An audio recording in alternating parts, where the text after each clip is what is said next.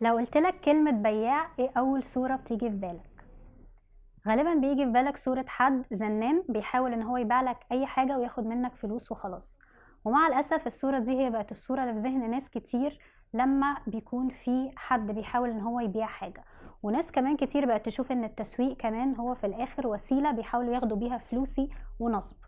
واللي احنا عايزين نتكلم عليه النهاردة انه انت كصاحب بيزنس لما تيجي تكون بتعمل تسويق او بتعمل مبيعات، انت عايز تكون بتعمل ده باحسان عشان فعلا عميلك يحس ان انت حقيقي عايز تفيده، مش بس عايز تاخد منه فلوسه وخلاص. ده تقدر تعمله بحاجة اسمها قانون التبادلية.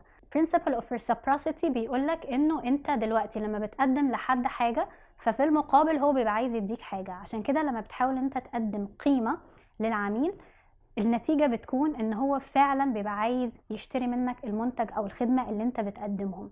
وده بيفسر احنا ليه كتير جدا في التسويق بنقول للناس انه دايما اعمل محتوى يكون فيه افادة، محتوى يكون فيه قيمة، بتدي فيه معلومات حتى مجانية.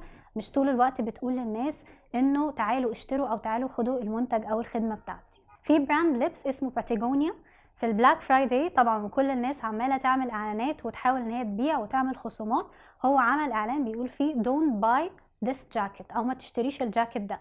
واتكلم على ان انت بدل ما تبتدي تشتري حاجات جديدة، شوف الحاجات القديمة اللي عندك وابتدي ان انت تصلحها علشان تستفيد منها وتعمل ريسايكلينج. ده لوحده النتيجة بتاعته كانت انه زود المبيعات بنسبة 30%، برغم ان هم كانوا بيقولوا ما تشتريش.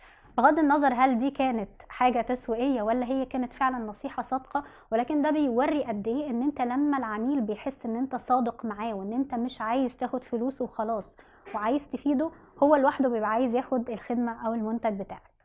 في الإحسان احنا دايما بنقول ان انت افتكر ان انت بتعبد الله كأنك تراه، وان ربنا شايفك طول الوقت انت بتعمل ايه، ولازم تراعي ده جدا في الشغل بتاعك وفي التسويق بتاعك. عشان كده من الحاجات المهمة جدا ان انت تعملها، اقولك على 3 حاجات هتفيدك جدا ان انت تكون بتعمل التسويق للبزنس بتاعك بإحسان، وطبعا ده هيعود عليك بنتائج افضل بكتير جدا. اول حاجة خالص النبي عليه الصلاة والسلام قال الدين النصيحة. فاول حاجة محتاج تعملها النصح قبل البيع. لما يجي حد ياخد منك منتج او خدمة، خليك صادق جدا معاه في مميزات وعيوب المنتج او الخدمة دي، وهل هي فعلا هتفيده في حل المشكلة اللي هو جاي عشانها ولا لا. مش بس انك عايز تبيع وخلاص، خليك صادق، ودي هتكون بالنسبة لك حاجة هتفتح لك بركة ورزق كبير جدا. تاني حاجة هي الوضوح التام. قبل ما تذكر مميزات المنتج او الخدمة اذكر العيوب علشان الشخص يبقى عارف هو بيشتري ايه. تالت حاجة انت محتاج تعرف ان التسويق ده رسالة، فما تبالغش قوي في الكلام اللي انت بتقوله. ما تبتديش تقول ده احسن منتج في العالم وده بيعمل كذا وده بيعمل كذا الا لو الحاجات دي فعلا حقيقية. فالروشتة اللي انت تطلع بيهم بحلقة النهاردة هي اول حاجة، لما تيجي تعمل التسويق بتاعك حاول تقدم قيمة على قد ما تقدر عشان تكسب الثقة بتاعة عميلك، وعلشان تكون بتحسن، بتعمل احسان اكبر. وده اول حاجة محتاج ان انت تهتم بيها. وتاني حاجة محتاجها ان انت وانت بتكتب المحتوى التسويقي بتاعك تراعي ان انت تكون بتكتب كلام حقيقي، مش كلام عايز يبيع وخلاص وفي الاخر العميل يتدبس في حاجة ممكن يكون مش محتاجها او مش عايزها. فامسك النهاردة ورقة وقلم، راجع كل المحتوى التسويقي بتاعك وشوف لو هو فعلا حقيقي ولا لأ، ولا في حاجة محتاجة ان هي تتغير. كنت معاكم دينا خضر، مستشارة تسويق وريادة أعمال وكلاريتي أند بزنس كوتش في بودكاست بزنس بإحسان على راديو 2.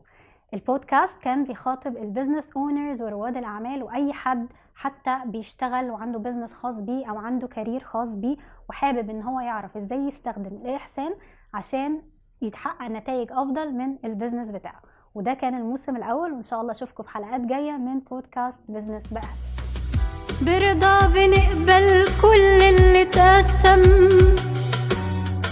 وعبودية لله تمحي أي ألم. دي حكاية إحسان للي بجد مخلصين.